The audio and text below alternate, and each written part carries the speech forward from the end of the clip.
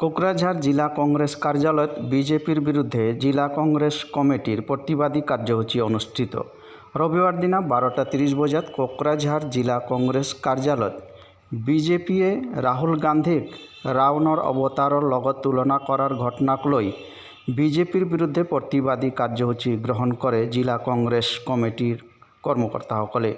উক্ত অনুষ্ঠানত কংগ্ৰেছৰ জিলা সভাপতি প্ৰাণজিৎ বসুমতাৰী, সংখ্যালঘু বিভাগৰ অধ্যক্ষ মাইনুল হক, সামাজিক মাধ্যমৰ অধ্যক্ষ খাইৰুল জামানকে লগতে কংগ্ৰেছৰ কৰ্মীসকলেও উপস্থিত আছিলে বুলি জানিব পৰা গৈছে।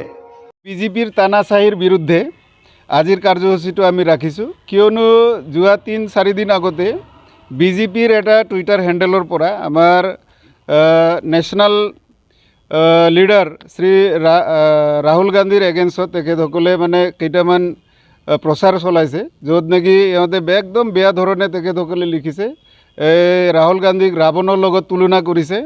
তো যিটো নেকি আমাৰ দলৰ কাৰণেতো বেয়া, ক্ষতিকাৰক, লগতে মানে জেনেৰেল পাব্লিকক ইহঁতে মানে উচুটনি দিয়া যেন আমাৰ অনুভৱ হৈছে।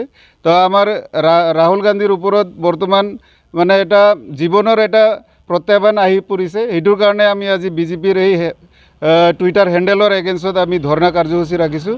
আমি ডিমাণ্ড কৰিছোঁ যে এই টুইটাৰ হেণ্ডেলৰ পৰা ইমিডিয়েট সেইটো ডিলিট কৰক, আৰু সেইটোৰ এগেইনষ্টত বিজেপি টুইটাৰ হেণ্ডেল যোনে মেইনটেনেঞ্চ কৰি আছে নৰেন্দ্ৰ মোদীয়ে, সেই মোদীয়ে আমাৰ কংগ্ৰেছৰ আগত তেখেতসকলে ক্ষমা খুজিব লাগে।